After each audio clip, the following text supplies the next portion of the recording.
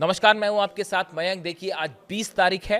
पिछले चंद घंटों के अंदर ईरान और अमेरिका के जंग से जुड़ी हर जानकारी मैं आप तक पहुंचाऊंगा, हर अपडेट आप तक पहुंचाऊंगा।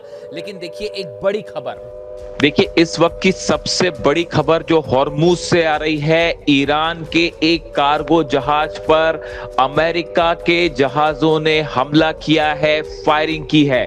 ये खबर हॉर्मूज से है। जो खबरें आ रही हैं उसके मुताबिक ईरान का ये कार्गो जहाज, जिसका नाम तूस्का बताया जा रहा है, ये मलेशिया से चला था और मलेशिया से चल के ये बंदर अब्बास पोर्ट जाना चाह रहा था। लेकिन ओमान की खाड़ी के पास हॉर्मूज में जैसे ही इसने प्रवेश किया, अमेरिका के डिस्ट्रॉयर्स ने, जहाजों ने इसके ऊपर हमला किया। पहले तो इसे जाने से रोका, लेकिन उसके बाद जब ये जहाज बंदर अब्बास की तरफ आगे बढ़ता रहा तो इस पर फायरिंग की गई और फायरिंग करने के बाद अमेरिकी नौसेना ने इस जहाज पर कब्जा किया है। इस तरह की खबरें आई हैं। डोनाल्ड ट्रंप का खुद का बयान आया है इस बारे में कि अमेरिकी जहाजों ने, अमेरिकी नौसेना ने एक ईरान के जहाज पर हमला किया है और उस पर कब्जा किया है, जिसके बाद हॉर्मूज में तनाव बेहद ज्यादा बढ़ चुका है।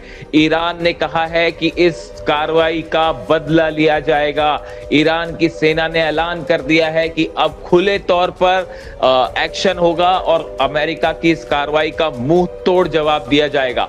देखिए, इस तरह की खबरें आ रही थी कि इस्लामाबाद में कल बातचीत हो सकती है और कल सुबह तक ईरान का डेलीगेशन जाएगा और अमेरिका का डेलीगेशन आज रात पहुंच सकता है। इस तरह की खबरें हैं, लेकिन ईरान ने साफ कर दिया है कि किसी तरह की कोई बातचीत नहीं होने जा रही। ईरान ने अपना डेलीगेशन नहीं भेजा है और ना ही भेजेगा। इस तरह की बात ईरान की तरफ से निकलकर सामने आई है। देखिए, ये कहा जा रहा था कि अगर जिस तरह से धमकी आई डोनाल्ड ट्रंप की कि अगर ईरान के साथ समझौता नहीं होता है तो जितने ईरान के पावर स्टेशन हैं उन पर हमले किए जाएंगे, पुलों पर हमले किए जाएंगे, इलेक्ट्रिक स्टेशंस पर हमले किए जाएंगे। एक बार फिर डोनाल्ड ट्रंप ने धमकी दे दी है हमले की। यानी अगले 24 घंटे बाद ये तय हो जाएगा कि क्या एक बड़ी जंग फिर शुरू होने जा रही है अमेरिका और ईरान के बीच। इस तरह के ऑलरेडी सिग्नल मिलने शुरू हो गए हैं। ईरान की जनता ये चाहती है कि किसी तरह का कोई समझौता नहीं किया जाए और इस बात को लेकर ईरान की सेना एक बड़ी जंग की तैयारी में जुट गई है। यानी ना सिर्फ हॉर्मूज में बल्कि पूरे ईरान में सेना को अलर्ट मोड पर कर दिया गया है और बड़ी जंग की तैयारी हो रही है। देखिए, बातचीत वाली जो बातें थी वो एक बार फिर खटाई में पड़ती दिखाई दे रही हैं। लेकिन देखिए, एक बड़ी खबर यह है कि रूस के जरिए और चीन के जरिए एक बार फिर ईरान को सचेत किया गया है कि एक बड़ा ऑपरेशन ईरान के ऊपर हो सकता है। ईरान के आइलैंड्स पर, चाहे वो खारगो, चाहे केशम आइलैंड हो, सिरी हो, लवाना हो, इन सब पर एक बार फिर हमले की कोशिश हो सकती है और अमेरिका एक बड़ा ऑपरेशन कर सकता है। इस तरह की जानकारी पहले भी रूस की तरफ से शेयर की गई थी, कुछ ही दिनों की बात है, पहले की बात है। और अब एक बार फिर रूस की तरफ से यह अलर्ट किया गया है ईरान को कि किसी भी समय जो है वो बातचीत के नाम पर धोखा हो सकता है और हमला हो सकता है। देखिए, जो खबरें आ रही हैं उस खबरों के मुताबिक ईरान के नए सुप्रीम लीडर जो हैं मुस्तफा खामेनेई, उन्होंने ईरान की सेना को एक बड़े ऑपरेशन के लिए तैयार रहने के आदेश दे दिए हैं। ईरान की जो सेना के चीफ है अहमद वाहिदी साहब, उन्होंने बड़ा फैसला किया है और बताया जा रहा है कि 5 लाख सैनिक जो हैं उनको इस बात के लिए तैयार कर दिया गया है कि किसी भी समय अमेरिका की तरफ से कोई ग्राउंड ऑपरेशन की कोशिश हो सकती है और उसका जवाब कैसे देना है। देखिए, एक बड़ी प्लानिंग तैयार है ईरान की तरफ से। बताया जा रहा है कि 500 से 600 छोटी बोट्स जो हैं वो हॉर्मूज में रेडी मोड में रखी गई हैं कि अगर समंदर में किसी भी तरह का हमला होता है तो उसका जवाब कैसा दिया जाए।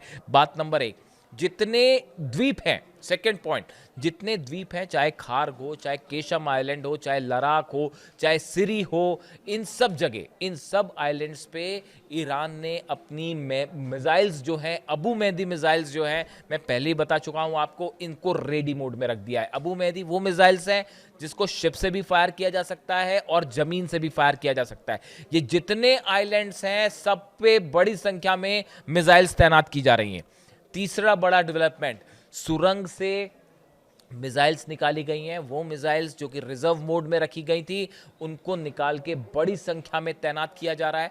जो सुरंगों में लॉन्च पैड्स थे, उनका मोबिलाइजेशन हो रहा है, उनको फिर तैनात किया जा रहा है। इसके अलावा जो है चौथा बड़ा डेवलपमेंट है, ईरान की मदद के लिए बताया जा रहा है कि एक बार फिर चीन ने अपना missile defence system, anti aircraft जो सिस्टम है, उसकी मिसाइल्स प्रोवाइड की गई हैं। देखिए, ये खबरें लगातार आ रही थी कि 4 से 5 कार्गो जेट्स जो हैं वो उड़ते हैं चाइना से, वो चाइना से टेक ऑफ करते हैं, कुछ ही देर बाद उनका ट्रांसपॉन्डर बंद हो जाता है। ट्रांसपॉन्डर बंद होने का मतलब है कि आप उस प्लेन को लोकेट नहीं कर सकते, किसी भी रडार में वो रडार से गायब हो जाएंगे।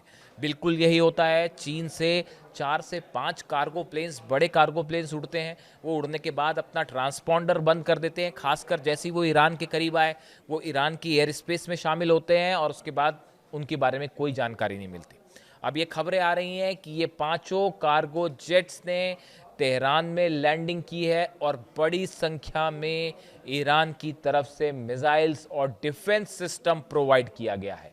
यानी देखिए, एक तरफ तमाम तरह की बातें हैं, हॉर्मूज में अपना टेंशन है, बातचीत की चर्चाएं हो रही हैं, लेकिन इसी बीच साथ ही साथ एक बड़ी जंग की तैयारी हो रही है। देखिए, ईरान के जो एडवाइजर्स हैं, खासतौर पर सेना से जुड़े, वो ये मान के चल रहे हैं कि अमेरिका के साथ किसी भी तरह की डील का कोई परिणाम नहीं होगा। इस्माइल बघाई जो प्रवक्ता है, उनका ये बयान कि हम अच्छी तरह जानते हैं अमेरिका हमला करेगा, वो इस बात को बता रहा है कि ईरान इस बात को जानता है कि अगर भले ही बातचीत भी हो जाए तो भी न्यूक्लियर मुद्दा ऐसा है, यूरेनियम का मुद्दा ऐसा है जिस पे किसी तरह की डील बेहद मुश्किल है।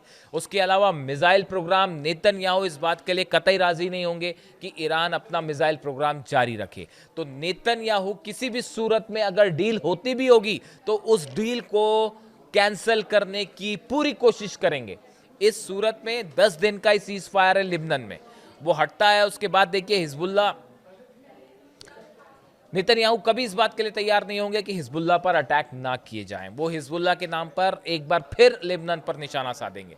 इन हालात में ईरान ने एक बड़ी, कई मल्टी लेयर जो है वो जंग की तैयारी कर रखी है। और अब मुद्दा जहां फंसा हुआ आके वो है न्यूक्लियर, खासकर यूरेनियम का मुद्दा, दूसरा मिसाइल का मुद्दा, और तीसरा स्ट्रेट ऑफ हॉर्मूज। अगर स्ट्रेट ऑफ हॉर्मूज पुरानी पोजीशन में पहुंच भी जाता है तो देखिए वो पहले से खुला ही हुआ था और अमेरिका इस हालत में नहीं है कि ज़्यादा दिन तक इसको कंटिन्यू कर सके, क्योंकि इससे बड़ा इकोनॉमिक इम्पैक्ट देखने को मिल रहा है।